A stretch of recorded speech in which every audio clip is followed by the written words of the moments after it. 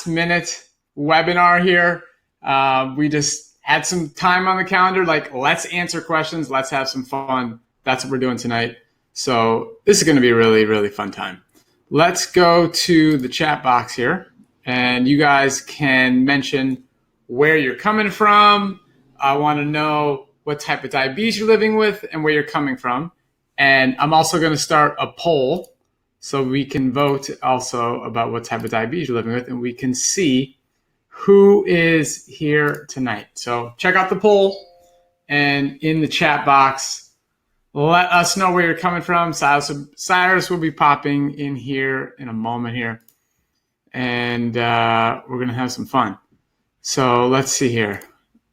Got 52 people with us already. I like it. You guys are on time, right at 5 p.m. Pacific time, 8 p.m. Eastern. We're getting started here, and you guys are ready to go. So this is just going to be a Q&A. We're gonna do a Q&A. We're gonna call you if you want us to call you, so you can put your phone number in the chat box, and we'll give you a call. We'll have a conversation, answer any questions we can about anything about diabetes health. That's what we're here for. Nothing is off limits. If you read the email, you could even ask Cyrus about his shampoo, which is kind of funny because Cyrus is bald. So I hope you guys laughed at that. So put your phone number in. Let us know where you're coming from. Vote on the poll. You can also type a question in the chat box. I believe there's a way to DM your phone number. That's also an option. And we can call you. So Cyrus and I were just in North Carolina. We were at Plant Stock, and we had a lot of fun there. There were almost 600 people from really all over the country. I'm sure there were plenty of international people as well. And we had a great time. So we did a presentation together called Friends Don't Let Friends Do Keto. That was quite well received by the audience. A lot of interest in that topic right now. It's like everywhere I turn, somebody is saying something about keto, whether it's the best thing ever and it's just transforming somebody's life, or you have, everybody in the plant-based world sending out a newsletter, doing a video, giving a talk at a conference of why people should not do keto. It's all over the place. It's fascinating, very interesting topic, can be quite confusing. So we got Duluth, Minnesota. Deborah, I love that. I grew up in St. Cloud, Minnesota. I've been to Duluth several times. Let's see. We got Jag from Seattle. Excellent. We got Lynn from California. We got Vegan from North Carolina. All right. What's up, Vegan? We have Barbara from Ellicott City, Maryland. All right. Good to have you here, Barbara. Ecuador. Mary from Ecuador. Welcome. Good to have you here. All right. We got a phone number. Okay. I like that. Let's see what we can do with that one. We got Bonnie from Ottawa.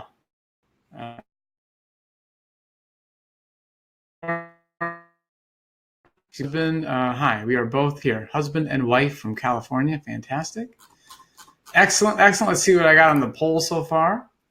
Wow, 9% with type 1 diabetes. We always love seeing that type 1 diabetes number increasing. As you all know, Cyrus and I are both living with type 1. We have 16% with prediabetes. Type 2 is 44%. And a strong amount don't have diabetes or a loved one has diabetes. It's almost 30% at this point. Very cool. All right. Good stuff. All right, we got another phone number. That's good. Let me check and see what we got for Cyrus. All right. The latest update I have here is Cyrus is restarting his computer. So we'll get him in here shortly. We have Ken from Hilo, Hawaii. You guys have a fantastic farmer's market. I've been there, and I hope you're getting some good mangoes at this time of year. These mangoes behind me, they're the green ones. These are Kent's. They're a combination of Kent's and Keats. And I got some yellow dragon fruit back there. Got some pears, got some Meridol papaya. Stocked up.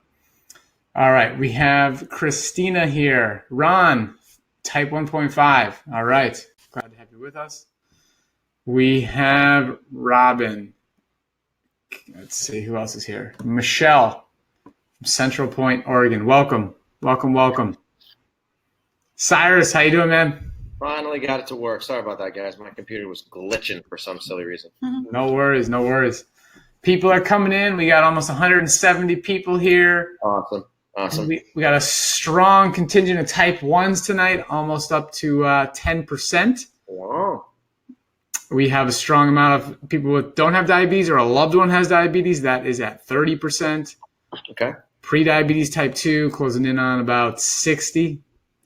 So there you have it. All right. I dig it. Hey, so super glad to be here today, guys. Glad you could join us. I don't really know how many people to expect. Maybe 200 people today. We kind of, because it was a last minute webinar announcement. I don't know if that many people had the chance to actually schedule this and make it happen for them. But the good news is that you guys are here, and we purposely scheduled it so that we don't really have an agenda. We want you guys to drive the agenda. So if you got questions, you want to bring those to the table, we'll literally just go through all the questions we can, and we'll do our best to answer anything that you guys have. So please ask. Absolutely. So like Cyrus said, we're just here to answer questions. There's no slide deck tonight. We're just here to talk. Although you never know, Cyrus, maybe people might want to see that keto slide deck. Friends don't let friends do keto, but maybe we'll save that for a different webinar. That's another good webinar. I did a presentation at a conference called Plant Stock, and the name of the presentation, just like you said, is called "Friends Don't Let Friends Eat Keto" or "Friends Don't Let Friends Keto." And we went through all of the evidence, like the things that people in the ketogenic world say versus what the scientific evidence actually shows. And we were sort of saying, okay, well, people in the ketogenic world make this statement, but the science shows the opposite. We did this over and over and over again. But we also wanted to be very open and honest about the fact that there are benefits, believe it or not, there are benefits to doing a ketogenic diet. There really are. It's just that those benefits tend to be very short-lived. And then in the long term, you can end up actually damaging many tissues in your body. So maybe we'll do that on a separate webinar. But it was definitely really fun. We had a good time. Yeah, we definitely had a good time. So I am seeing lots of great questions coming in the chat box here. And we have our wonderful director of lifestyle management here at Mastering Diabetes, Kylie Buckner, is in the background. She's on the chat box. She'll be writing to you in the chat, but also helping us compile the questions. So we will be keeping track of them, and we will answer what is on the spreadsheet, and then we will also definitely do phone calls. So Kylie's keeping track of your phone numbers, and we will we'll give you a call. Okay, so let's go to it. We got a lot of questions already popping in. Start time. No, I'm doing that right now. Okay. We're 7 minutes behind. Okay, so here we go. Here's the first question. How long, when changing to a plant-based diet, do you normally take to see results? Okay, and this question came from Mika. So Mika, thanks for the question. Okay, so this is a really good question. The way that I would answer this question is I would say it depends on what type of plant-based diet you are eating, because not all plant-based diets are created equal. If you, for example, are eating a plant-based diet that happens to contain a significant amount of processed foods, and these are things like plant-based burgers or plant crackers or soy ice cream or enchiladas that are plant-friendly. If you're eating those types of things that come from packages in the grocery store, then chances are it could take a while for you to see improvements in your diabetes health and in your cardiovascular health. And it can also take a long time to start losing weight, and maybe weight loss may not even happen if you're eating those packaged foods. However, if you're eating like Robby and I like to describe, which is to eat a whole food plant-based diet, and when I say whole food plant-based diet, I literally mean more than 90% of all the foods that go into your mouth are whole foods that are not packaged, are not processed, and they just are found in nature. If you're eating that way, then your chances of losing weight, improving your cardiovascular health, dropping your blood pressure, dropping your cholesterol, improving your insulin sensitivity, are going to go way up. And what we normally see is that people normally get results within the first 24 to 48 hours. I kid you not. And what I mean by that is they get improved blood glucose values and they start to feel more energy. And then usually by the time a week rolls around, they start to noticeably have more energy consistently, and their blood glucose values tend to get better and better and better. Usually by 2 weeks, definitely by 4 weeks, people are starting to see some dramatic changes in their blood glucose values and also in their medication requirements, whether it's an oral medication or whether it's insulin. So, in the chat box, let us know, how compliant are you? When I say compliant, I mean how whole food is your diet? How low fat is your diet? If you're truly low fat, less than 15%, and you're truly whole food, then you should see the results real quickly. Yeah, I'm actually love to see the responses that come in the chat box of that one. Where are you guys at? What is your compliance lately? Curious. Okay. Deborah asked, any suggestions for high cholesterol? I've been whole food plant-based for 2 years, off of insulin, blood pressure medication, but my cholesterol keeps going up. I eat SOS free. Okay. So Deborah, if you're eating 100% plant-based diet and your cholesterol is going up, what that indicates is that your liver, you likely are living with a highly insulin-resistant liver.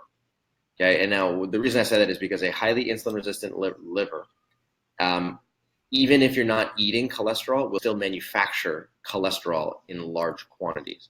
So the way to minimize that is to, number one, eliminate, you said all oil, you're SOS free, so that's actually a really good thing. And if you're whole food plant-based, one thing that we would recommend is keeping your total fat content low. Are you below 15%? Okay, are you below 15%? Likely, or more importantly, if you can get down below 10%, that's going to make a big difference. Number two, are you eating legumes, beans, peas, lentils, and does that make up a majority of your diet? Sorry, not a majority. Does that make up a substantial amount of your calorie intake? The reason I say that is because a lot of times people who eat a lot of fruit and a lot of potatoes end up increasing their triglyceride values and their cholesterol levels. And when people minimize their fruit intake and potato intake temporarily, they see improvements in their cardiovascular health. So if that is at play for you, then that might be one place that I would start, simply by reducing your fruit and potato intake by 3 months or for 3 months, and then rechecking your cholesterol values. That might be a simple thing that you can do to actually start dropping your cholesterol once again. All right. So Joy asks, can you do your program using 80-10-10 guidelines or just fruits and veggies and minimum nuts or seeds and no grains or beans? So the answer is yes, you absolutely can follow the Mastering Diabetes method by eating primarily, what's described in Doug Graham's book, The 80-10-10 Diet. You definitely can do that. But we do want to be clear with, a little caveat that our entire program is based on evidence-based research. That's what we've developed here. And we can't go and show you some studies where people have been doing that exact diet for the long term. So it's a personal choice. It's really at that point, it's like, you get to weigh the benefits and the risks of what may or may not happen in the long term. We, work with on our summits and speak with, they have a little bit of concerns of what might happen in the long term, but nobody really knows for sure. So it's completely a personal choice. Our program is definitely designed to include a broad range of calorie-dense whole plant foods. So that's fruits, that is starchy vegetables, legumes, and intact whole grains. These are the 4 primary categories to build your meals around. And, research has shown there is benefits to all of those categories. That's the truth. Those are the facts. There's a lot of information coming out about the microbiome and the benefits of diversity. And we have a good friend, Dr. B, who talks about that a lot. So it's just, the answer is yes, but, with the caveat of saying, we don't have evidence that that's exactly what's going to happen in the long term.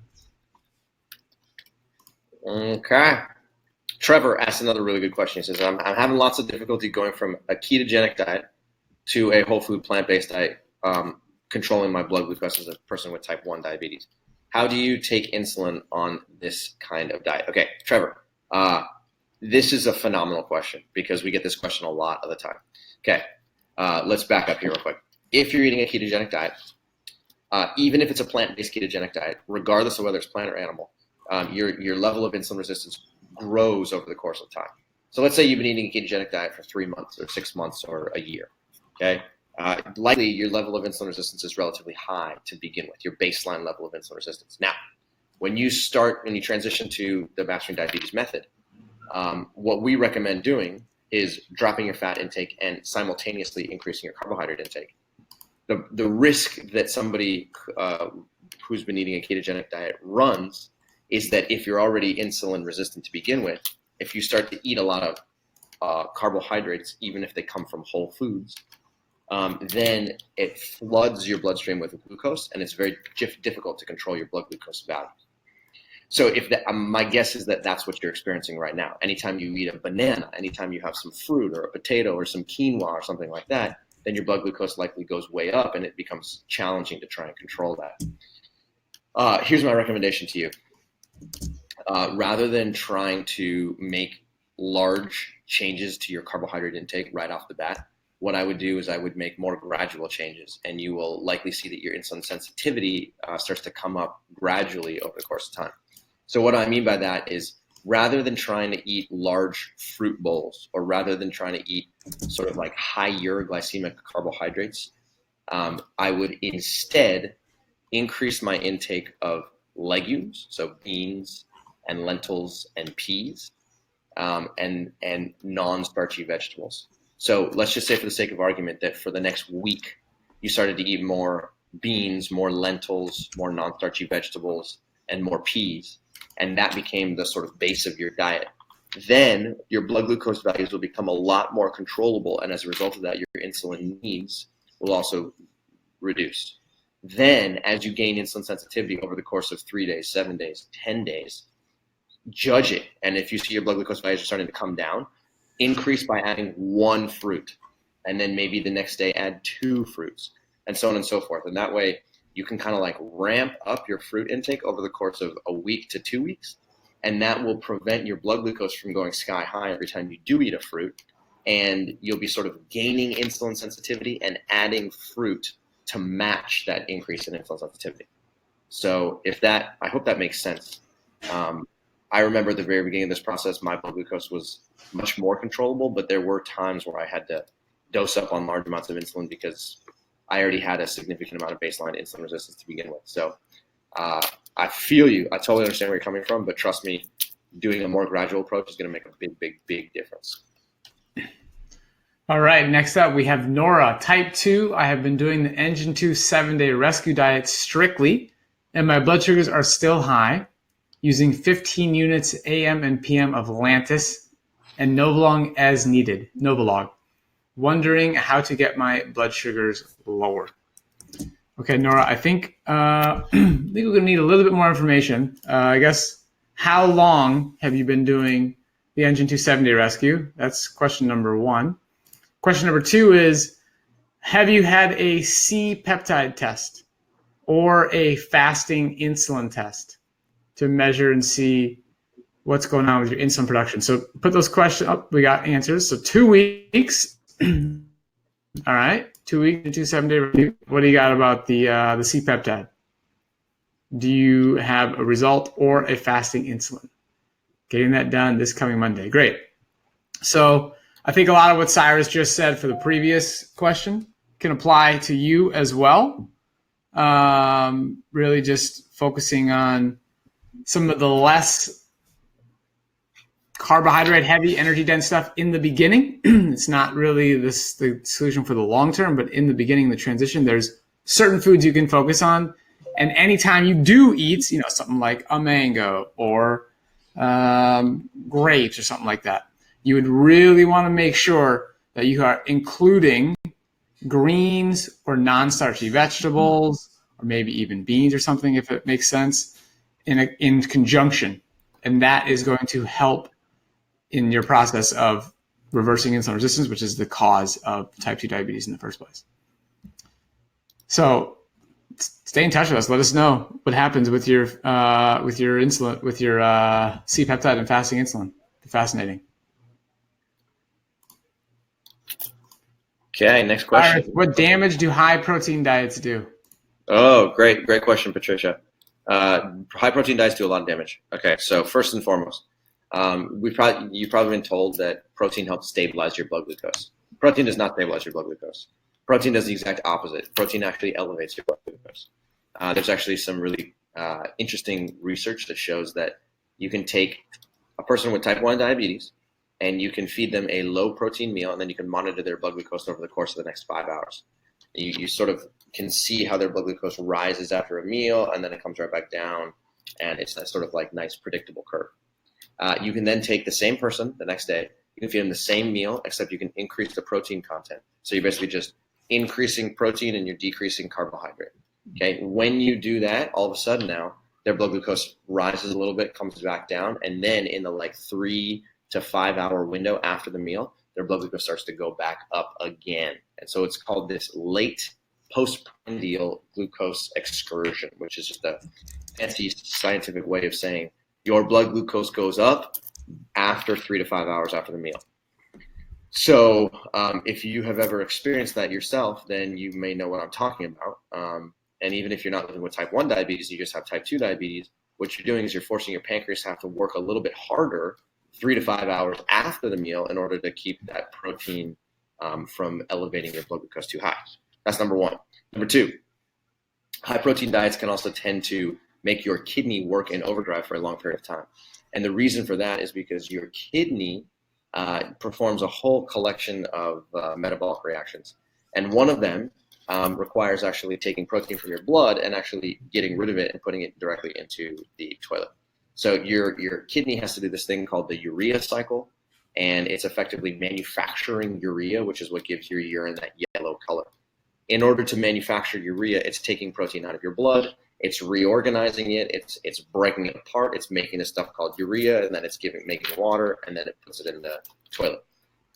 In the process of performing the urea cycle, especially when you're asking your kidney to filter large amounts of protein over the course of time, your kidney can get very, very sluggish, and then its filtration rate can go down, and it can end up becoming very inflamed.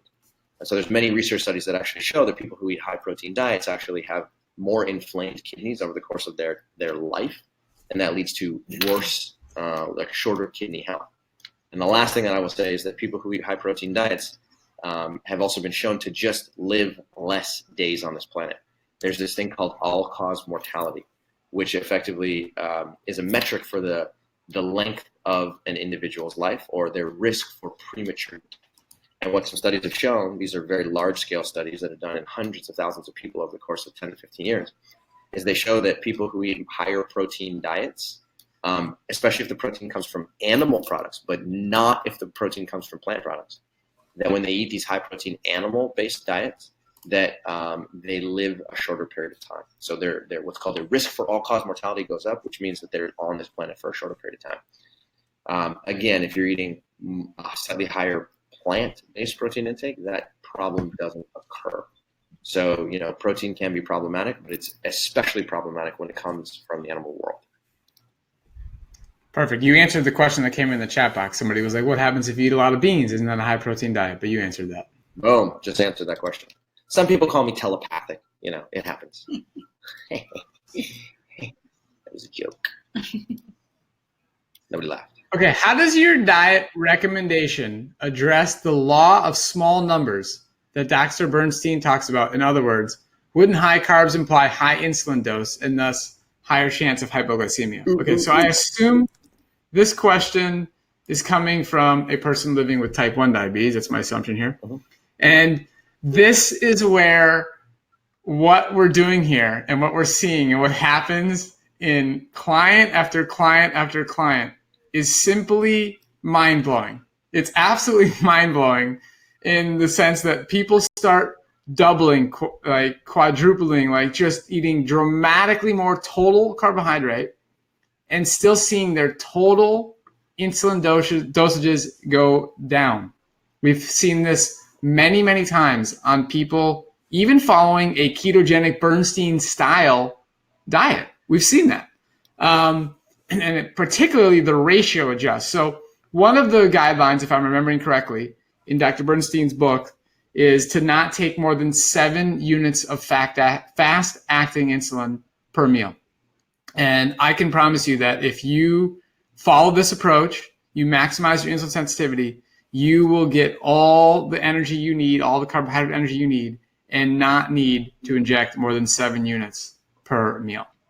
So it just basically comes down to improving insulin sensitivity. I mean, again, Dr. Bernstein has published articles on his program, his results, and in the published paper, the 24-hour insulin sensitivity is 1-to-1. So on average, okay? So they're using, so if you follow the diet, like roughly 30 grams of carbohydrate, a lot of people following his program are still using roughly 30 units of insulin per day. And on our program, you can eat hundreds and hundreds of grams of carbohydrate and need less than 30 units a day in a majority of cases. And your insulin sensitivity is going to go to more like, on 24-hour ratio, I'm 22-to-1. Cyrus is even a little higher than that. And we have clients in our program who are even higher than that. So the change in insulin sensitivity is dramatic. So you think you can eat more high carbohydrate foods, you think you're going to need more insulin, and it's actually not what happens. Yes. So here's another way to think about it. The Dr. Bernstein diet, which is effectively a ketogenic diet, teaches you to eat, to minimize your carbohydrate intake dramatically and to eat nothing more than about approximately 30 grams of carbohydrate per day. And the law of small numbers that you're referencing here says that if your carbohydrate intake is very small per meal, then your insulin use will also be very small. And that is a true statement if you are operating in a high-fat environment, okay?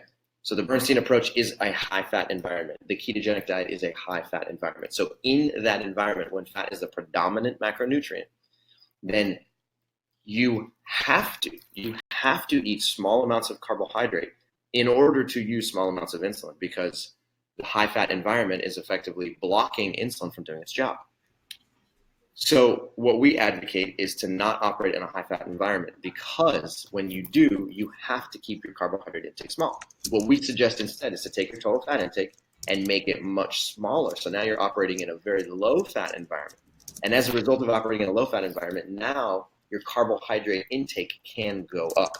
So what Dr. Bernstein would argue, and what many people in the world of low-carbohydrate nutrition would argue, is they would say, okay, well, if you're eating a meal that has 50 grams of carbohydrate or 100 grams or maybe 150 grams of carbohydrate in it, then we would expect that your insulin use would also be extremely high.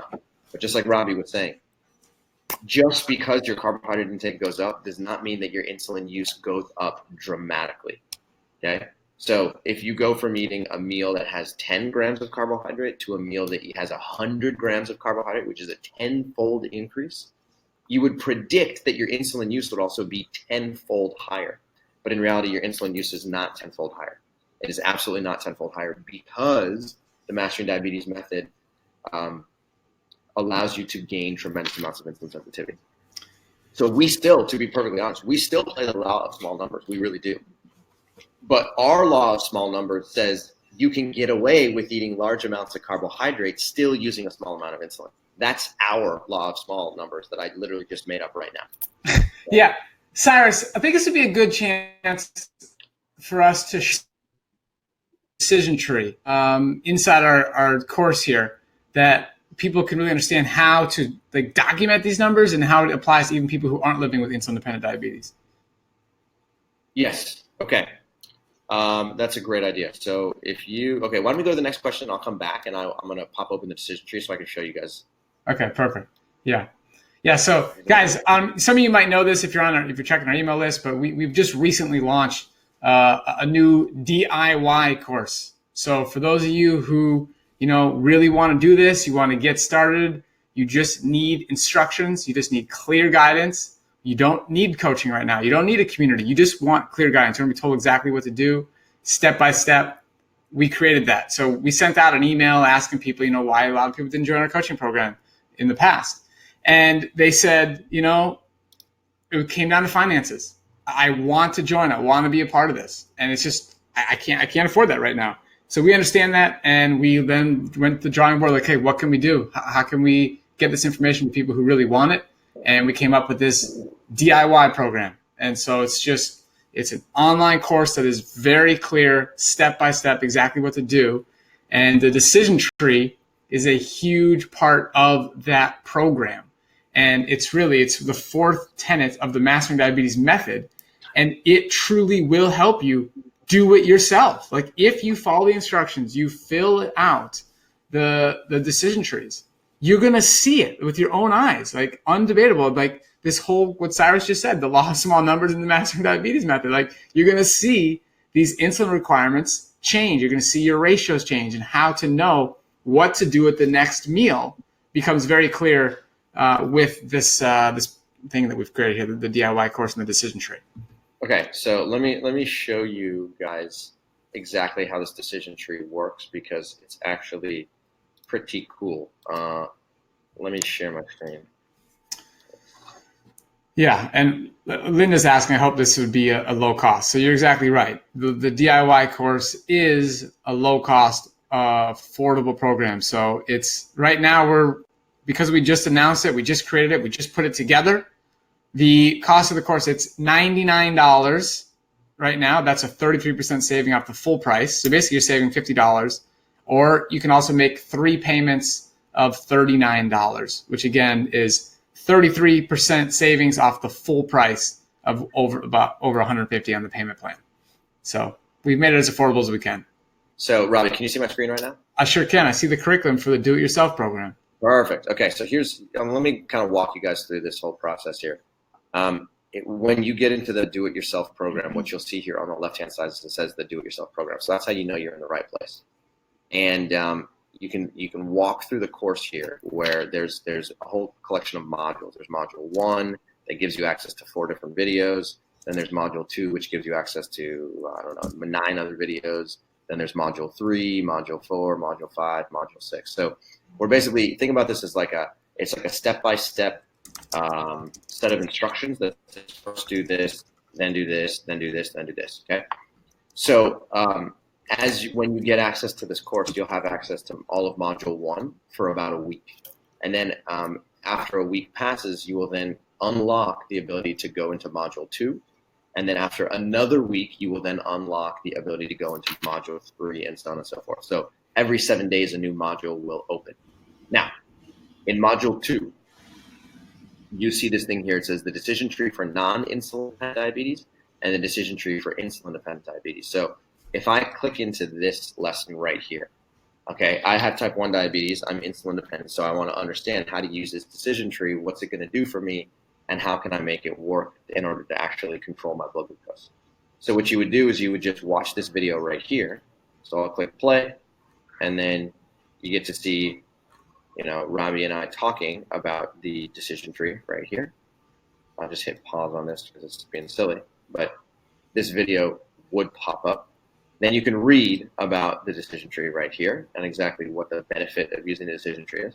And then down here at the bottom, there's actually your PDF right here, the decision tree PDF. So you can download this PDF by clicking right here, and then you can print it out on your computer, and then you can start to use these on a daily basis in order to actually control your blood glucose with on the carbohydrate and fat content in grams to understand how cute. Robby's what a stud. Okay, so my internet's being slow right now for some reason, but this is about to pop up, so bear with me for 1 second here. And exercise are affecting your blood glucose. All right, I just want to tell everybody so badly, Cyrus. I just keep on talking. I really want them to know the information. Okay, so this PDF shows up right here, and then you can download this to your computer, and then you can go through this decision tree PDF, and you can learn exactly how to use it. So we kind of show you a step-by-step, like a sample of this is how you would actually use the decision tree to your advantage. And then we give you this template right here, this insulin-dependent 24-hour decision tree. You can then take this and print this out, and then you can start to use this every single day to get your blood glucose under really, really good control. Now, the reason we're talking about this is, again, because the law of small numbers. What you are likely to find is over the course of time, this column D right here, this carbohydrate intake is going to probably go up big time. So in the Bernstein approach, you eat 30 grams of carbohydrate for the day. In this example, this person is eating 320 grams of carbohydrate for the day. I eat 600. Robby eats 700 grams of carbohydrate per day, okay, which is more than most people living with diabetes would eat in a week or even a month, okay? So this column is likely to increase in numbers, but this injected insulin ratio, column right here, G, is not going to go up by very much. So you would think, oh, if I'm eating hundreds of grams of carbohydrate, then I'm going to need hundreds of units of insulin. But in reality, this number doesn't actually go up by very much. And in most situations, you can eat more carbohydrate for less insulin. That's something that happens over and over and over again. And that's one of the ways that you're gaining insulin sensitivity. So this right here is just an example of one lesson in this course. If you went back to the table of contents, you can then scroll through and take a look at another. Let's say we wanted to look at this one about all fat is not created equal here. So just to show you guys one more lesson, again, there's a video at the very top, and then underneath it there's sort of a text description of exactly what's happening. It teaches you the difference between trans fatty acids and saturated fatty acids and unsaturated fatty acids, and what you can do in order to actually move your diet in the right direction so that you're increasing your insulin sensitivity. So this is just kind of a quick run through of what this course looks like. And if you want to get involved, this is the first time that we've ever been able to offer this course to our audience. And we're very excited about it just because we know that we want to be able to provide the Mastering Diabetes method without having it have a large price tag. It's very important to us. So this is the way you do that. Yeah, and Linda asked, how long do you have access? So you get access to it for life. Once you bought the DIY course, that's yours to refer to at any point that you need to. And again, we're very, very adamant about people following this in a step-by-step manner. So you log in, you get week 1, boom, you focus on that for the week. And then you wait 7 days to get to the next part. And that's how it works. And then you keep it forever once you've gone through all the modules. Okay, Robby, do you want to start calling people? We got a couple Let's make some phone calls, yes. And I love all the questions coming. You guys are great. You're asking great stuff. Hopefully some of these questions they're duplicate. So when we answer somebody else's, we answer yours. So. Okay, at the bottom of the questions thing, you'll see there's 3 phone numbers. Do you see that? Yep. Okay, so here we go. Got one of those? In the meantime, let me just answer a question here. Ken says, what do you recommend eating for the evening meal? Ken, the answer to that is it's in the Mastering Diabetes, it's in the do-it-yourself course. Just to let you, quick snippet here, we recommend eating a meal that's got a lot of non-starchy vegetables in it. We want you to keep your carbohydrate intake lower in the evening hours because it keeps your blood glucose nice and flat throughout the night. We suggest eating higher carbohydrate meals for breakfast and for lunch, lower carbohydrate meals for dinner. That includes salads, that includes non-starchy vegetables, that includes legumes, beans, lentils, et cetera, et cetera. It's in the course, and hopefully you'll find it right in there.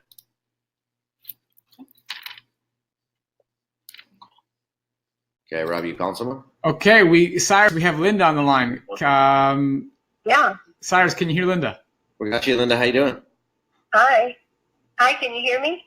We got you. How you doing? Okay. Okay. Do you have a question for us?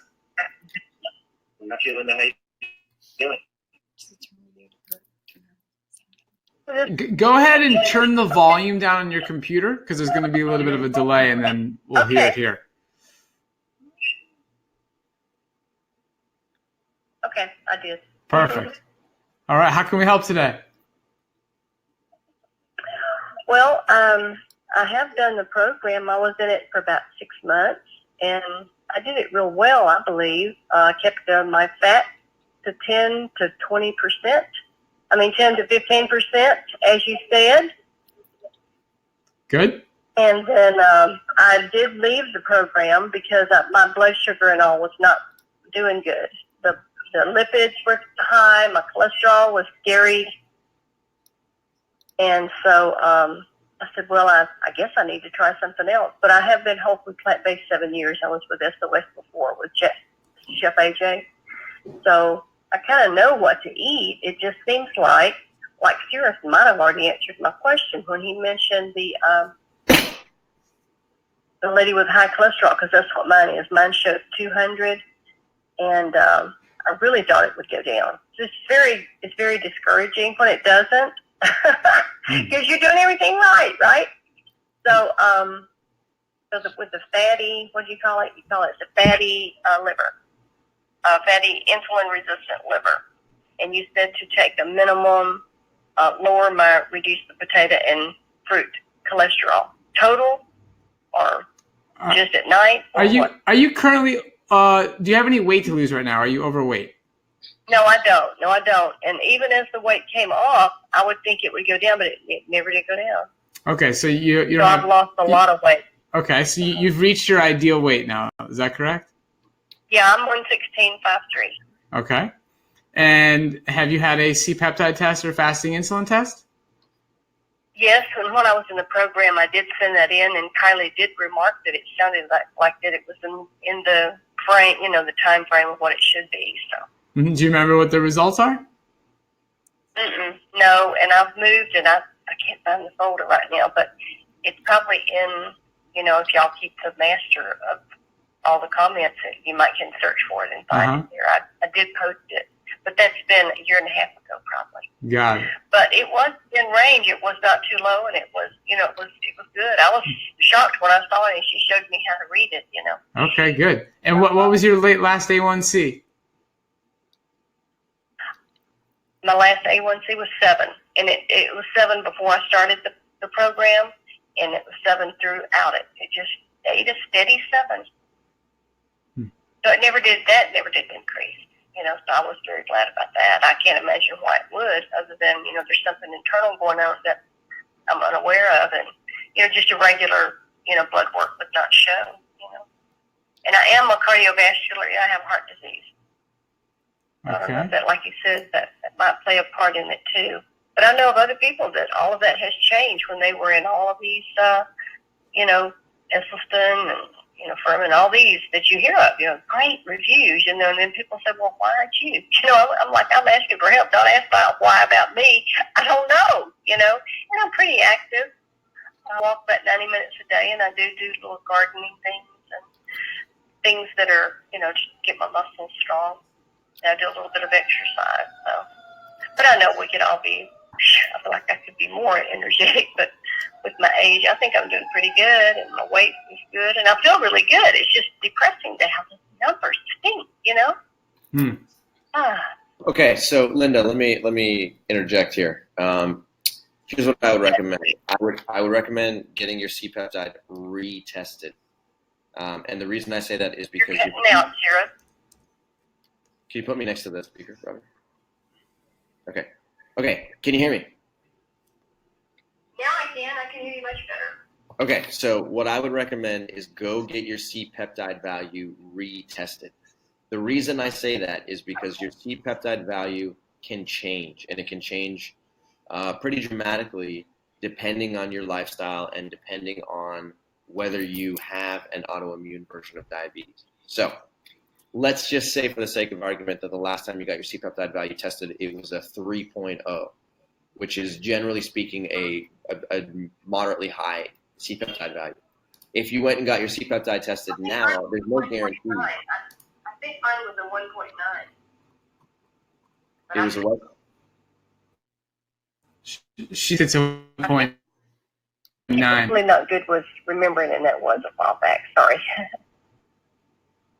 Okay, so a 1.9 is starting to get a little bit questionable, to be perfectly honest. And because the reason I say that is because a 1.9 basically indicates that you have your pancreas has reduced insulin secretory capacity. So if you go get your C-peptide tested again, it'll give you more insight. If the number is less than 1.5, then we're in a situation where that is the answer, and the reason why your pancreas won't calm down is because your pancreas is struggling big time. If you answer and you come back If you go get it tested and you come back with a C-peptide of 2.5, then that's not the answer. Then the answer is there's something more sophisticated happening with your diet and your lifestyle, and we're going to have to drill in for more details. So if you can get that taken and then report the results back to us, that would be super helpful, because we want to be able to help you troubleshoot this, but without that value, we're sort of putting in the dark. I see. I totally get that. Thank you. Okay, sounds good. So report back to us, all right? Okay, I will. Thank y'all. Okay, have a good I night. appreciate this tonight. You All right, got you it. too. Bye-bye. Bye.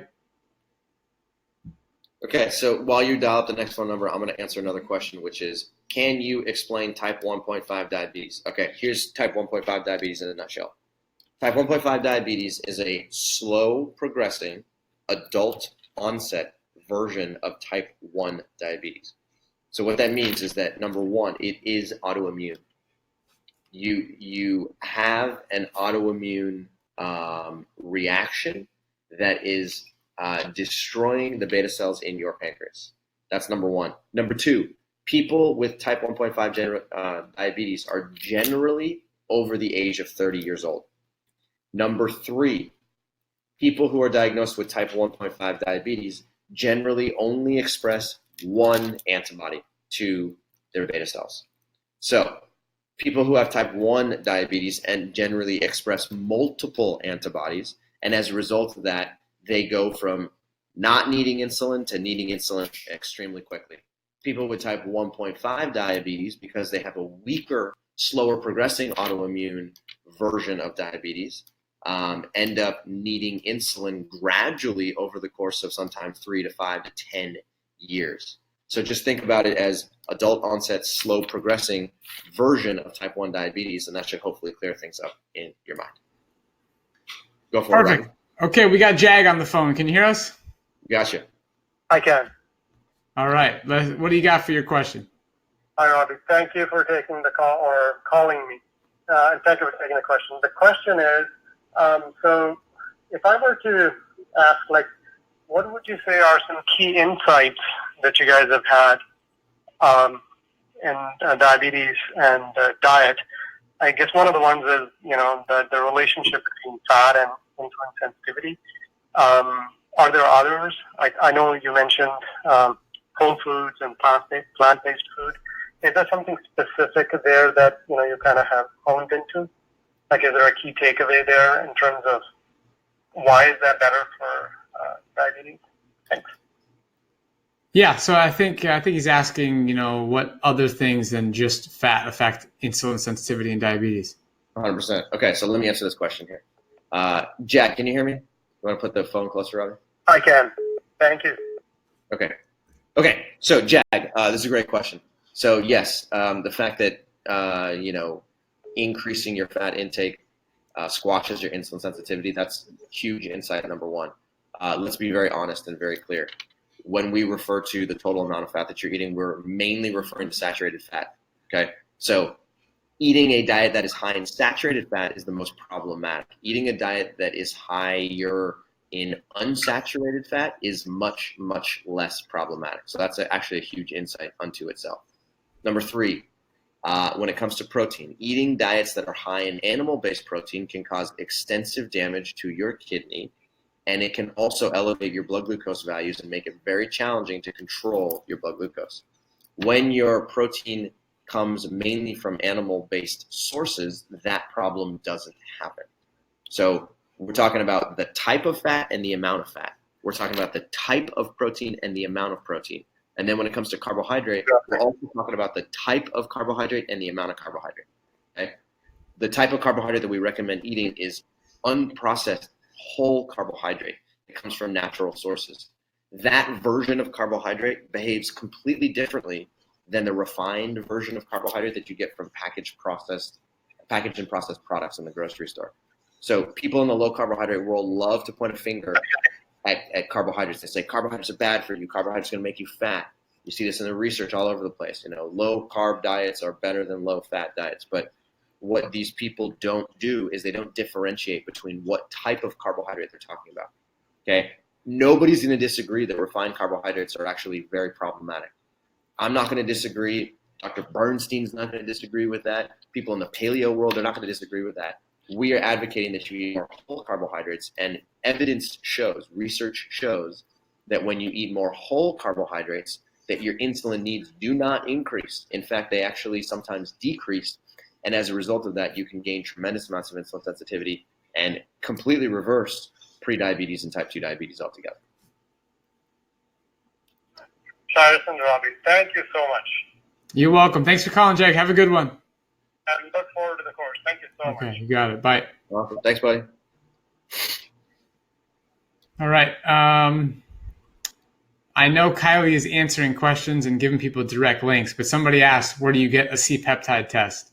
You can order a C-peptide test online. It's quite inexpensive. You don't need a doctor's prescription. Go to requestatest.com. You can also just go to our website, actually. Go to our website. We have an entire blog post. And at the bottom, we list places where you can go to order a C-peptide test. So just Google Mastering Diabetes C-peptide test, and you will get that information. All right, Robby, how about you make another phone call here? The 757 number, you see that one? You got it. That's next. Okay, cool. In the meantime, Avonley, that's a great name. Avonley says, have either of you fasted for an extended period of time? And if so, what were your experiences? Okay, here's the answer to that. No. And the reason for that is because Robby and I both live with type 1 diabetes. Fasting for an extended period of time, living with type 1 diabetes, is extremely dangerous. When I say it's extremely dangerous, it's life-threatening. There have been people who have been living with type 1 diabetes that attempt to fast for anything beyond 3, 4, 5 days, and they can easily go into a state called diabetic ketoacidosis, which becomes extremely dangerous. There have been some people with type 1 diabetes who have actually died as a result of attempting to fast for long periods of time. So unfortunately, neither one of us can experience an extended fast without it being too dangerous. However, there are many people who have been living with prediabetes and type 2 diabetes in our program that have done extended water fasts and have come back with incredible things to say about it. To paraphrase the experience that I've heard from these people, number one, you think you're going to be a lot hungrier than you really are. Okay? Going into it, you're like, oh my God, I'm not going to eat for 7 days or 14 days or 28 days. But in reality, after 1 or 2 days, your appetite, boom, gone. It just literally vaporizes because your brain has a self-protective mechanism that shuts off your appetite in order to prevent you from becoming too ravenous. Number two, people actually, not only do they not feel bad when fasting, most people feel much better when fasting. When I say much better, I mean they go to the bathroom more frequently, they're better hydrated, they have less headaches, and they actually have more energy. And this is, we've heard this over and over and over and over again. A lot of people report back to us that they stop caring about food and they don't even really think about it. And then when they go back to eating food, it's actually a little bit challenging because all of a sudden you have this psychological association with the food you're eating and how much, when, and that's the challenging part. So if you're considering doing an extended fast, depending on the type of diabetes you're living with, depending on your particular situation, it could be a good idea. But again, if you're living with insulin-dependent diabetes, I'm going to dissuade you significantly from doing it because it is way too dangerous. 100%. Okay, we have Aisha on the phone. Can you hear us? I can. All right. What's up? How you doing? Oh, I'm doing good. How are you? Doing great, doing great. How can we help you? So I am one of the people who is not a diabetic. I have Hashimoto's, and I know Cyrus has Hashimoto's. So I was diagnosed a little over a year ago, and I've been reaching out left and right to so-called experts. And so far, I've been told that I can, I guess the remission isn't the word I'm looking for, but control it with a plant-based diet. I have been told that I have to have animal products in my diet. And I find that kind of hard to believe since, you know, people are healing diabetes and heart disease and all that stuff. And so really just wanting to find out if your program will help with that. And just a little FYI, I was told I have Hashimoto's, but not bad enough to be on medication. So that just blew my mind also. Like, what am I supposed to do with all the symptoms I have if I don't have medication? So just trying to find out if your program will help that. Okay. This is phenomenal. Okay, let me ask you this. When you were diagnosed with Hashimoto's, did your doctors measure your TSH level? And if so, what was it? They did, and I knew I should have pulled up all my stuff because I don't remember my numbers. Mm-hmm. First, even before that, I was diagnosed with hypothyroid. They said my numbers got all better, and then months later, then I was diagnosed with Hashimoto's because none of my symptoms went away. Okay, and your symptoms, let me guess, low energy, weight gain, lack of appetite? Yeah, the anxiety, the palpitations were the worst. I'm a runner, and I had to stop running because I can't, it was like I was having a heart attack. I actually went to the emergency room a couple of times thinking I was having a heart attack. So. Okay. And is that still happening to you? Weight gain is horrible. It's like 50 pounds of weight gain, and that's a lot.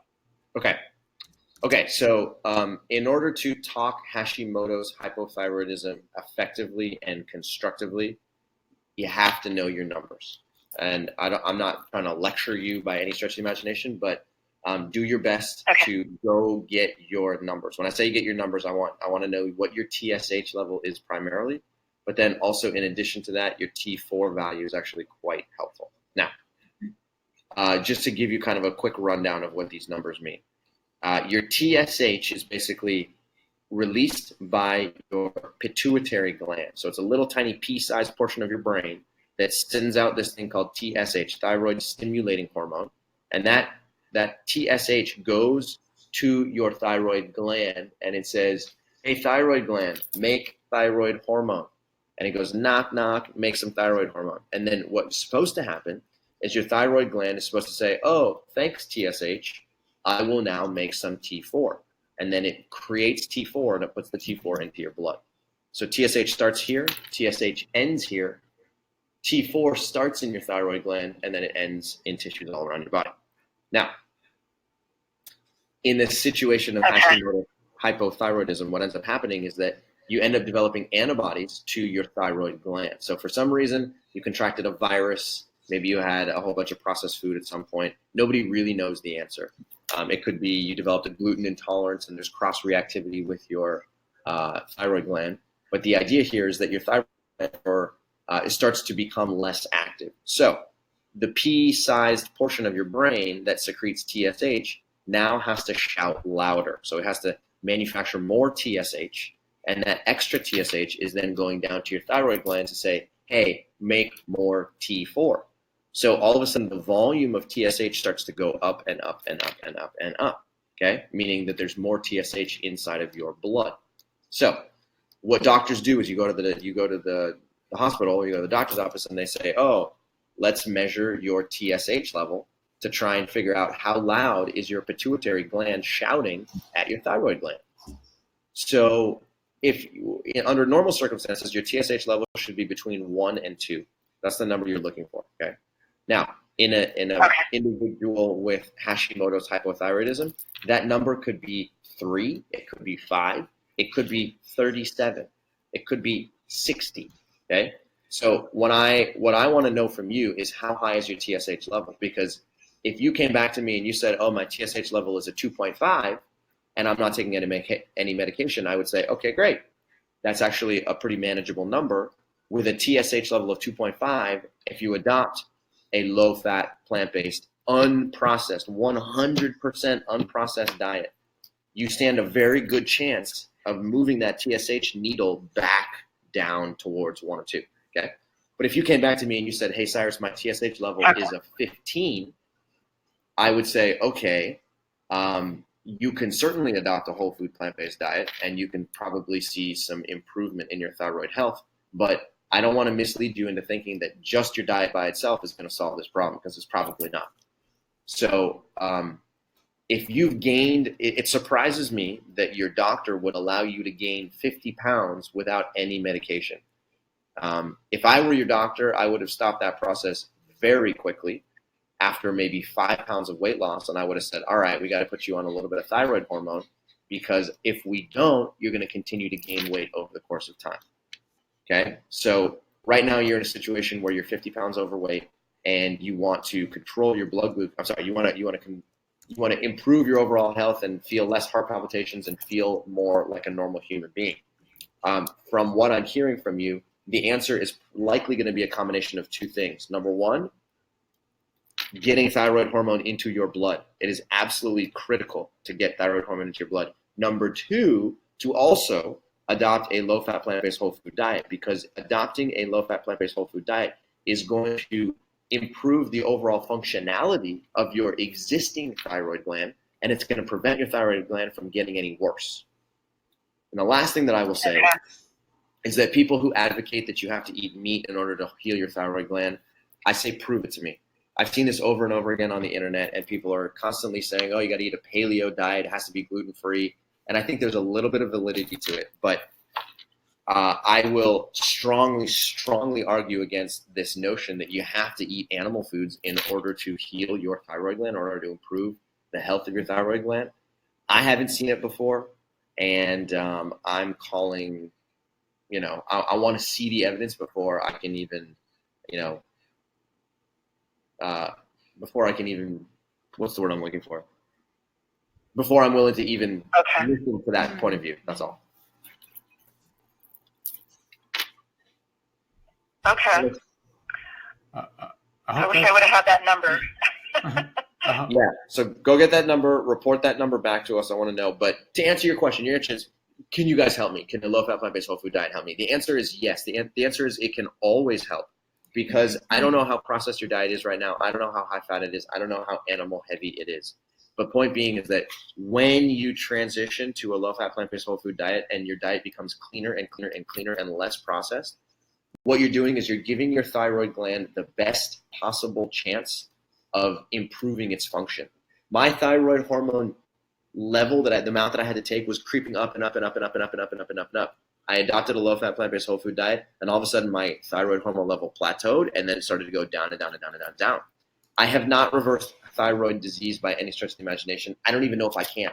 But the fact of the matter is it's not continuing to go up, and I am stable in my thyroid hormone levels, and I've been that way for like 8 years now.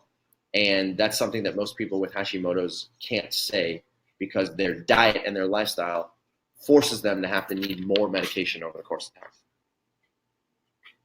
Okay. Thank you so much. I really appreciate it. For sure. You bring up a good question. So go get that result and email it to us so that we can see what the number is and see if we can help you. Okay, great. I will. Thank you. All right. Yeah, Have a good sure. one. All right, you too. Bye-bye. Bye. Okay, Cyrus, there's so many great questions coming in. So many great questions. Honestly, we're probably not going to answer all of them, but I will say part of the reason we created this DIY course is so people can have access to these common questions, which a lot of them we've answered and explained even in further detail in the online course. So we want you guys to take advantage of that, take advantage of this introductory pricing. It's not going to last for long. So you'll see on your screen here, you can just click a button and you can go check it out. Absolutely. Yeah. So go take a look at the introductory program. Go take a look at the DIY program and see this introductory pricing that we're giving right now. The reason we say this is because a lot of the times, I remember when I was first diagnosed with type 1 diabetes, I had, constructively 500 questions about, every possible scenario. Well, what if this happens? And what if that happens? And what if I'm hypoglycemic and then I begin exercising? What if I'm fasting and then I go hypoglycemic? What if I eat too many grams of carbohydrate and then I have to correct? And it's just so many questions, right? It wasn't until I put the diet or the lifestyle into play in my life that all of a sudden, all of this cloud of confusion in my head started to become crystal clear. Okay, and I put a lot of effort into it because that's the kind of person I am. But the idea here is that all of these intellectual questions started to become much quieter because every single day I was living a low-fat, plant-based, whole food lifestyle. And as a result of that, my experience ended up teaching me way more than I could have ever read in a book or seen on YouTube.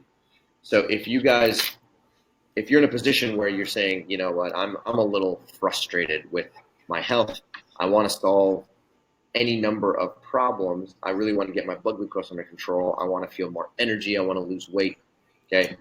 The Mastering Diabetes method is a very, very good solution to that problem. I'm not going to lie to you and tell you that it's the solution to every single problem you've ever had with your health. But I will tell you that it's the most powerful solution to metabolic health that the world has ever seen. And I am not exaggerating when I say that. It is the single most powerful medication ever created. And it is the gift that keeps on giving.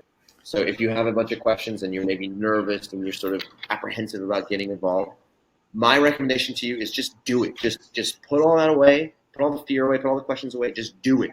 Commit to it. Do it exactly the way that we describe in the course, literally step by step, and just watch. Just willing suspension of disbelief, put it away, and just watch what happens, and see as your blood glucose improves and your insulin use goes down and your energy levels go up and your oral medication use goes down.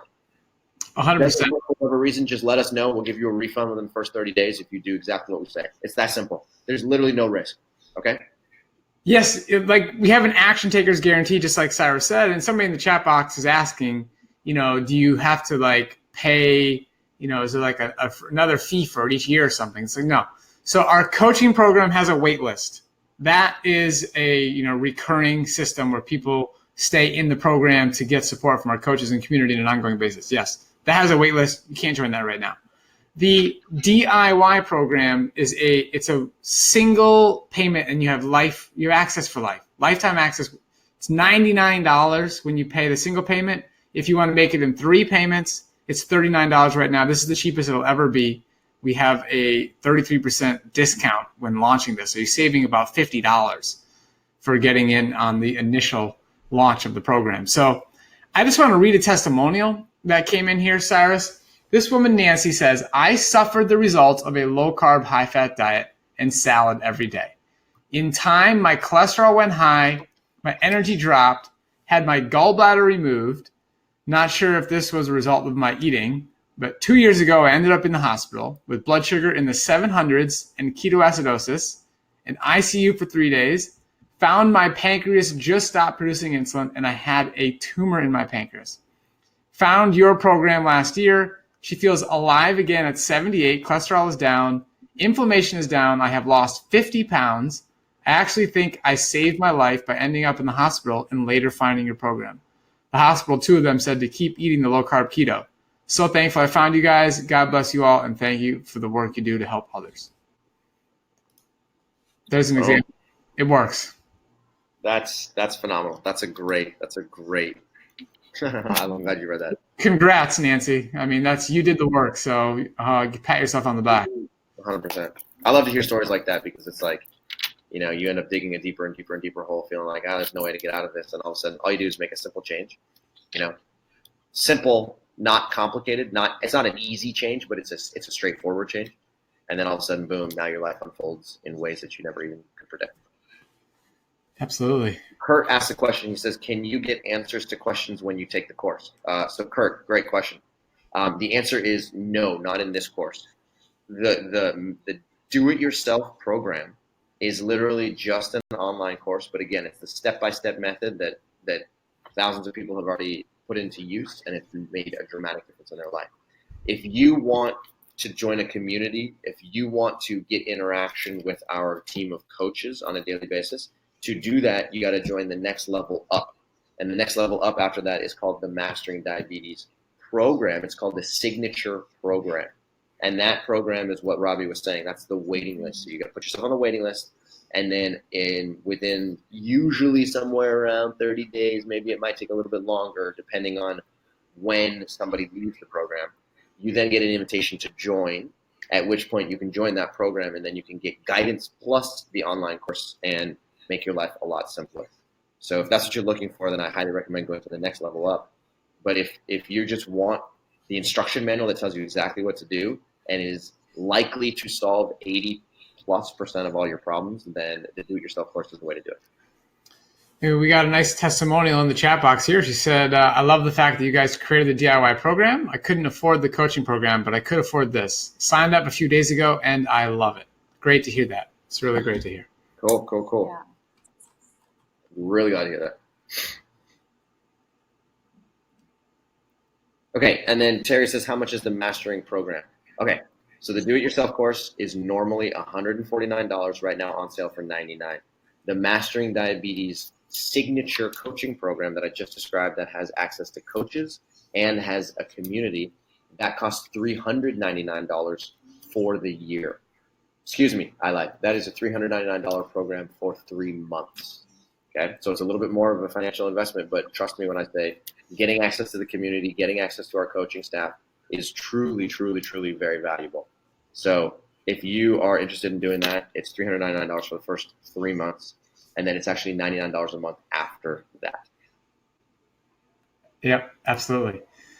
Let's see here. We have a couple of good questions coming in. Cyrus, should we do another? Want to do another phone call? Yeah, let's do it. I like the phone call. And I know Kylie's been answering a lot of questions in the chat box, so we're here to help, guys. You got a great team. You got a registered nurse, master's in nursing, Kylie Buckner, over 20 years of experience answering your questions in the chat box. So if you're here, take advantage of this opportunity. While I dial somebody, Cyrus, can you quickly explain type 3 diabetes, Alzheimer's? For sure. Okay, so type 3 diabetes think of type 3 diabetes as basically insulin resistance of your brain. Now, insulin resistance can affect many tissues. It can affect your muscle and liver primarily. It can also affect your pancreas, and researchers are now finding that it can affect your brain. When insulin resistance affects your brain, the results, your brain is slightly different than your liver and muscle. Okay? And the reason for that is because your brain can really only operate on glucose versus your liver and muscle, who can operate on multiple fuels. But point being is that when your brain becomes insulin resistant, the results can be disastrous, because in the long term, it increases your risk for what's called cognitive decline. Cognitive decline is basically a fancy scientific way of referring to the reduction in neurological activity that happens over the course of time. You can lose spatial awareness, you can lose memory, you can lose motor function, and all of those can be grouped into this thing called cognitive decline. And what researchers are now finding is that people who have insulin resistance of their brain end up at a very high risk for Alzheimer's disease and dementia. Okay, so Alzheimer's disease is a very, very, very, very debilitating condition. And if you ever know somebody who has been affected by Alzheimer's disease, you will know what I'm talking about. Scientists used to believe that there was no solution to Alzheimer's disease, because for the longest time they were treating people with drugs, and the drugs weren't doing anything.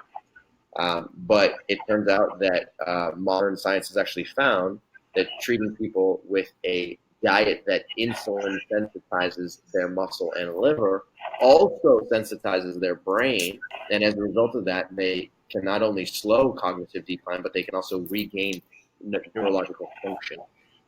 So type 3 diabetes is not something to play around with. You can't feel it right here and right now, but you'll feel it 20 years down the road. And that's one of the reasons why Robby and I like to take a preventative measure and teach people how to adopt the most insulin-sensitive diet they can now. And as a result of that, you can stave off, if not completely eliminate, your risk for Alzheimer's down the road. There you have it. Okay, we have Yelena on the phone. Can you hear us? Yes, I can. So the question is that my daughter is 14 and a half. She was diagnosed 2 years ago, and she's still honeymooning. And I think that the reason why her honeymoon is so prolonged is just because we are a whole food plant-based family. We dropped animal products right away once she got diagnosed, and I think that it's helping a lot. And she is a big fan of Robby, and she loves fruit, and her dream is to become a fruitarian. And we are very cautious about it because we kind of think that it's, again, like everyone else, that the more carbs you eat, the harder for the pancreas to maintain the remaining back of the beta cells.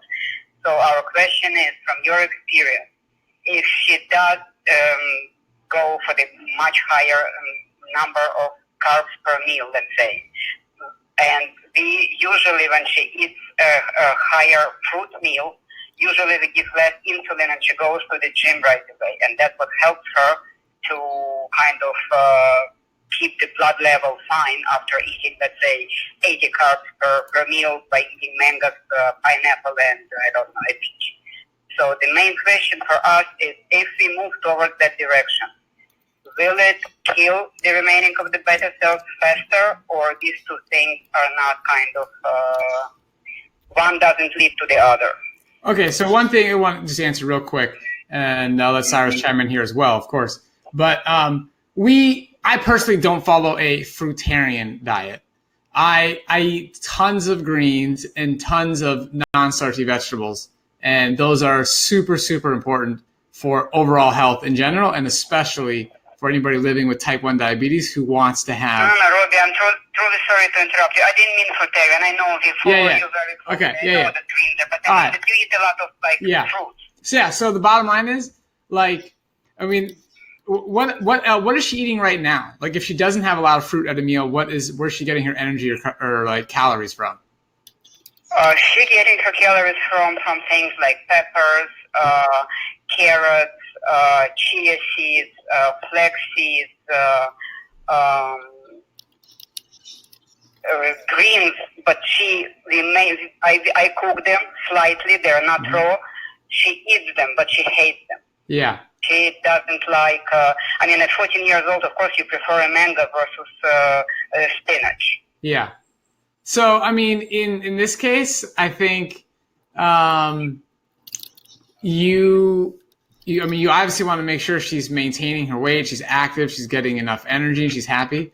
The short answer is that no, eating more fruit is not going to limit the honeymoon phase. Like, that's like compared to whether she ate beans or whether she ate, potatoes or brown rice or quinoa and whatnot. They're going to be all relatively the same thing here. So really, the mastering diabetes method and the green light foods, they're all going to be very, very similar effect here.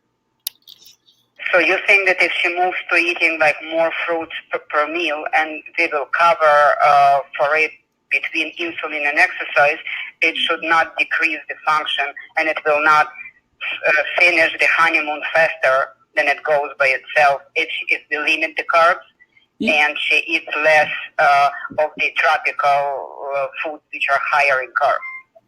Yeah, I mean, honestly, this is a very, very nuanced question, and like I can't give you like an exact detailed answer. I mean, theoretically, I don't know if somebody just you're avoiding all carbohydrate-rich food right now. You're limiting it, so it's not really about the fruit here. It's about the fact that you're just trying to eat lots and lots of lower carbohydrate plant foods. Lower, yes. So you're trying to manage it like 30, 40 grams per meal.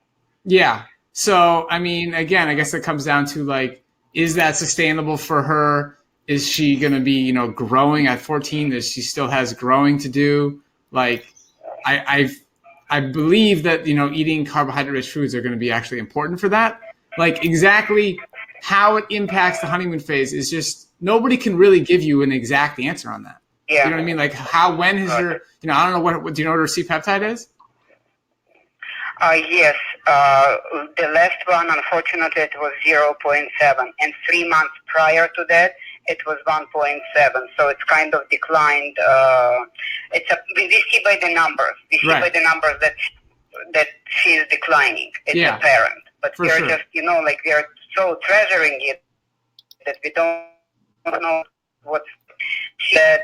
She just thinks that it doesn't matter at this point, and why can't she have a little more if she can like exercise? She's willing to exercise hard, and she's going to the gym. She's very active. She's very sporty, and she understands the disease very well. She's very responsible. Yeah, and she's like I said.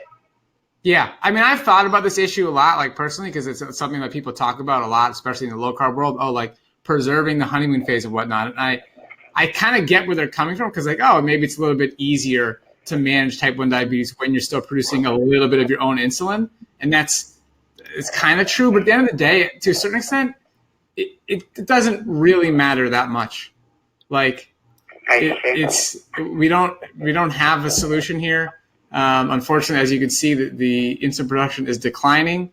I personally, if I was in this situation, declining. Yeah, if I was in this situation, my focus is on what can I do to develop lifestyle habits that are going to lead to my optimal health in the short term and the long term, and be able to be active and happy and healthy.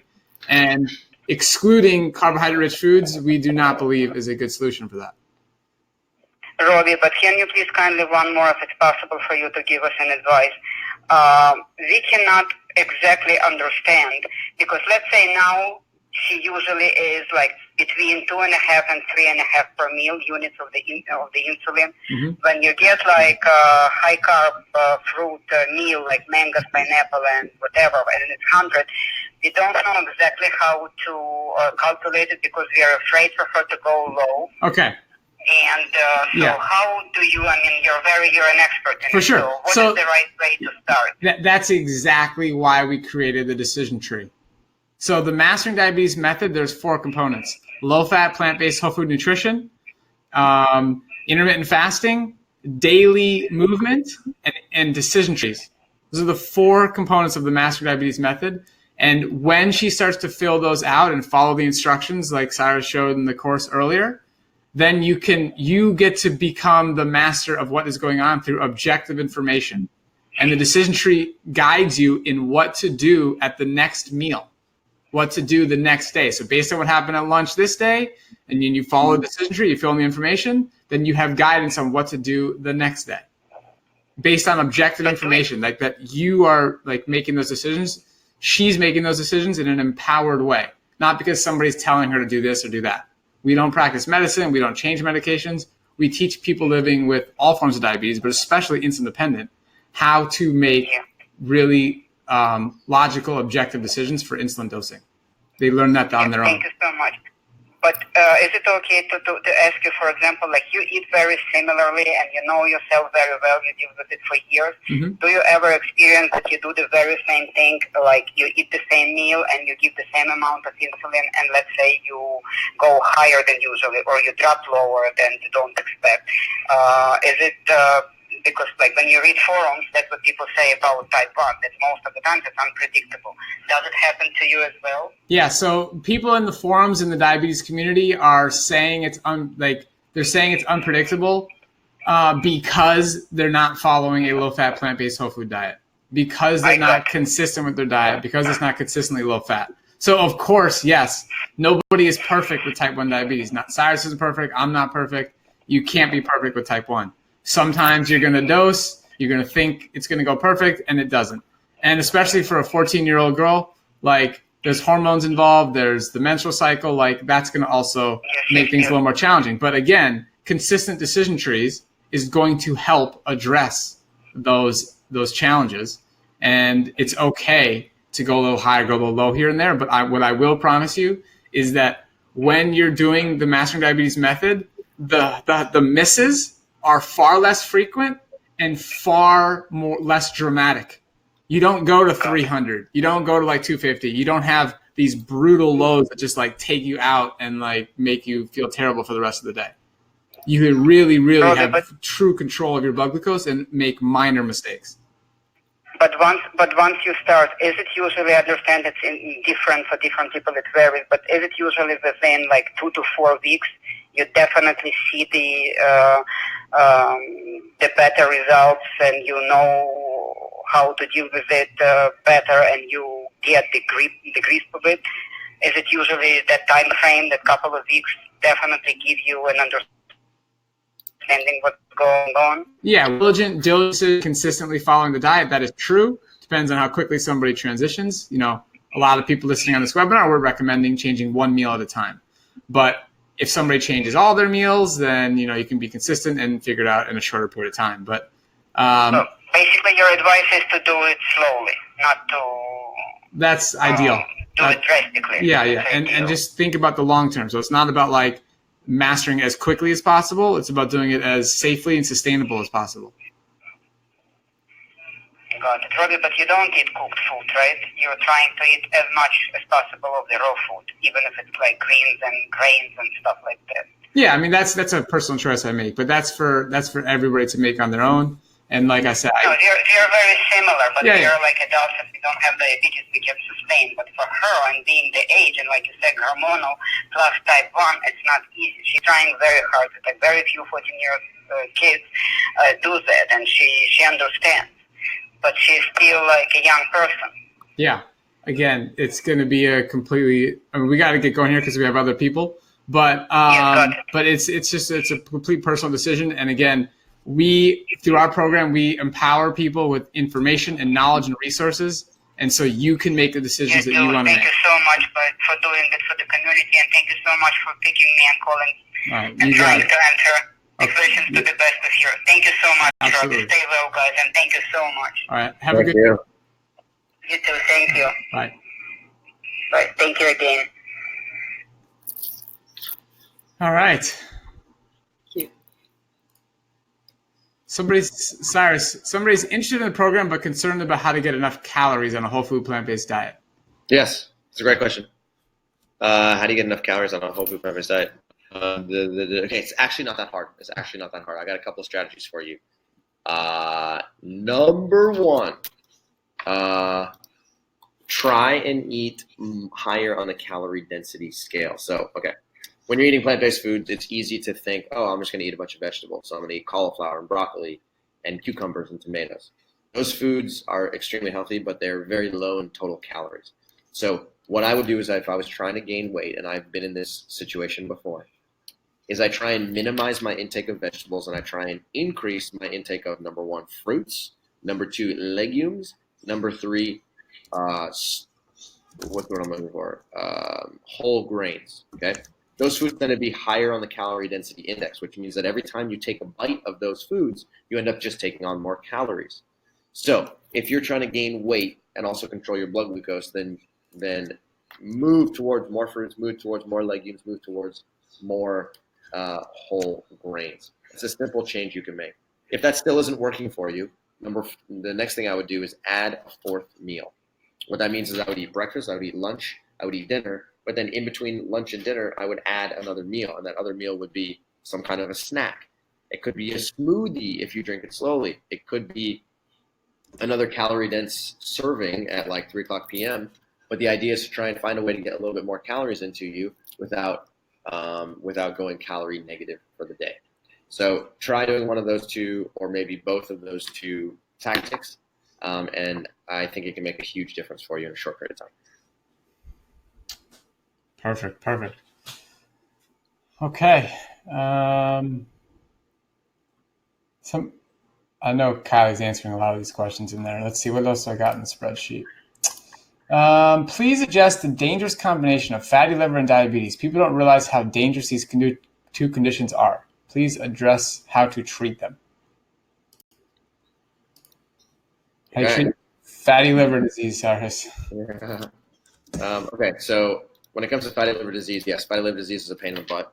Fatty liver disease is another way of saying a very insulin-resistant liver. So your liver progresses through multiple stages. It starts out being a normal sort of functioning healthy liver, and then it moves into insulin-resistant liver, and then from insulin-resistant liver, it becomes a fatty liver, and then from fatty liver, it becomes a cirrhotic liver, and then from cirrhotic liver, it becomes a necrotic liver, and then eventually it can become a fibrotic liver, and then it can actually die. Okay, so what you want to do is prevent your liver from going down the path of worse adjectives put in front of it. Okay, you don't want to go into cirrhosis, you don't want to go into fibrosis, you don't want to go into necrosis. None of those are good. What you want to do is try and arrest your liver if it's in the insulin resistant state and move it back to insulin sensitive. Your liver is the hardest working metabolic organ in your body. It does more work than your brain. It does more work than your heart. It does more work than your muscles. It's involved in every single metabolic reaction that you can possibly think of. And so when your liver function is compromised, many processes in your body can become complicated. Your cardiovascular health can become compromised. Your kidney health can become compromised. Your pancreatic health can become compromised. Your thyroid gland can suffer. So it's very important to make sure that you are eating a diet that's going to maximize the insulin sensitivity of your liver. And by doing so, you can not only prolong the life of your liver, but you can also prolong the life of other tissues in your body. How do you do it? Well, the way you do it is by treating your liver really well, is by eliminating, not just reducing, but eliminating packaged and processed foods. Zero, none, nothing that comes from a bottle, a package, a can, none of that. Okay, that is like napalm for your liver. Number one. And then number two is to try and significantly reduce, if not eliminate, all animal products from your diet. Animal products tend to be very pro-inflammatory. We've seen this 1,000 times over. People who eat them end up with fattier livers, and they end up with a higher risk for premature death. So if you can make those two simple changes, and you can really adopt the Mastering Diabetes method and drop your fat intake and eat as many plants as humanly possible, you're giving your liver the best possible chance of insulin sensitivity, in the same way that earlier we were talking about giving your thyroid gland the best possible chance of halting the progression towards medication. Okay? Eat as cleanly as possible and watch as your life completely changes in front of you. Perfect. Okay. We got some more questions about the online course, the DIY program. Is it robust enough to follow without support? Exactly. It's designed, if you do it step by step, follow the instructions one step at a time, you will absolutely get results. No question about it. And we have an action taker's guarantee with it. So like Cyrus said, it's a no risk opportunity. So Cyrus, how about we answer one more question? What do you think? Yeah, let's go for it. Okay, so this is a good one. I know you love to answer this one. I have started following the whole food plant-based diet and have been seeing my blood sugar during the daytime going down. But unfortunately, my fasting blood sugar is still 140. Is there anything that I can do to lower morning fasting numbers?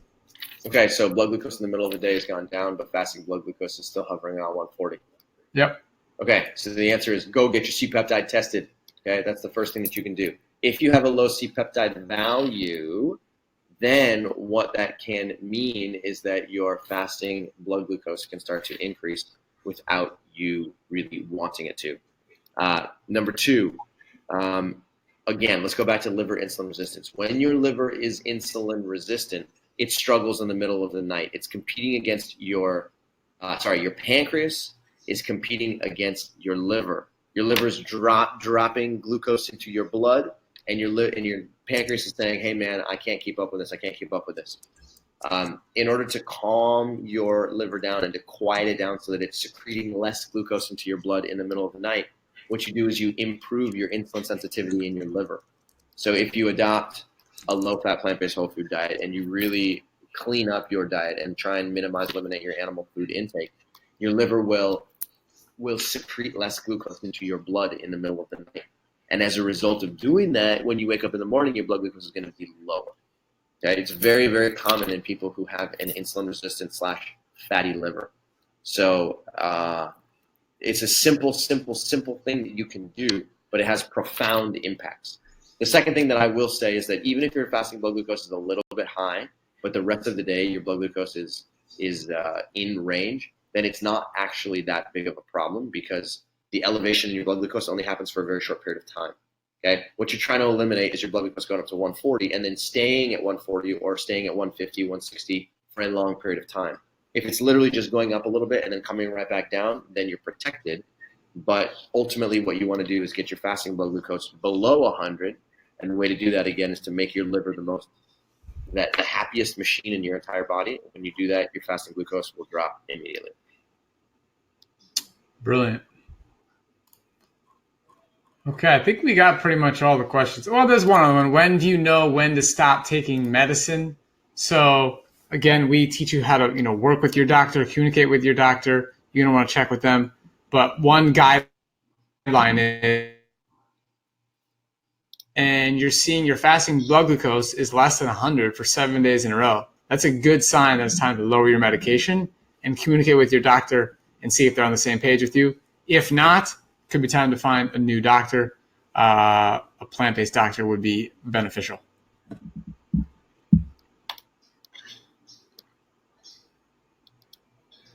100%. This has been great, guys. I mean, Been a good time.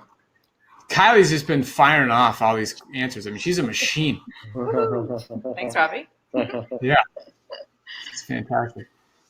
This is awesome to see so many of you guys here interested in this information and asking good questions. So thank you for coming.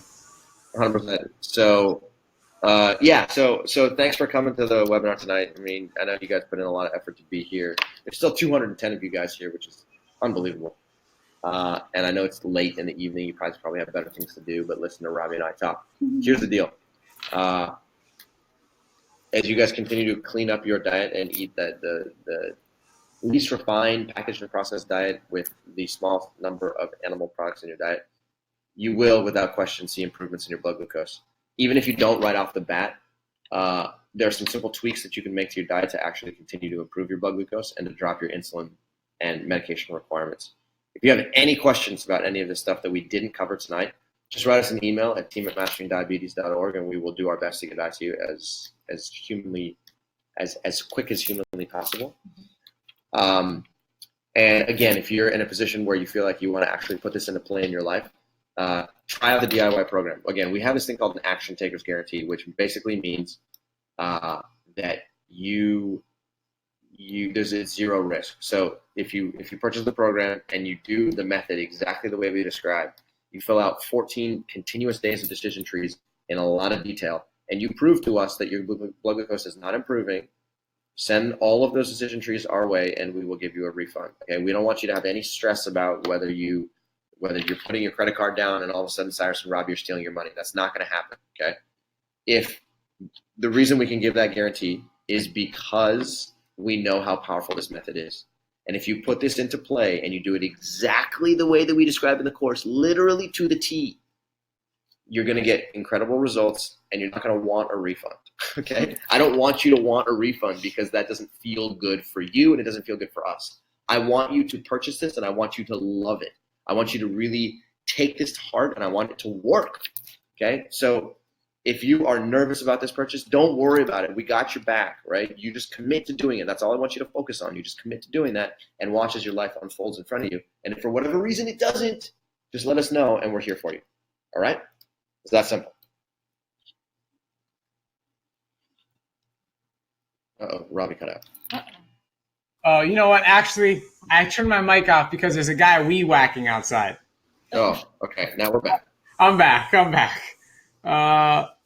I just want to second everything Cyrus said. I can't say it better myself, but it works. We guarantee it. So we hope to see you on the inside. All right, guys. Have a great night, and we will catch you next time. See you later.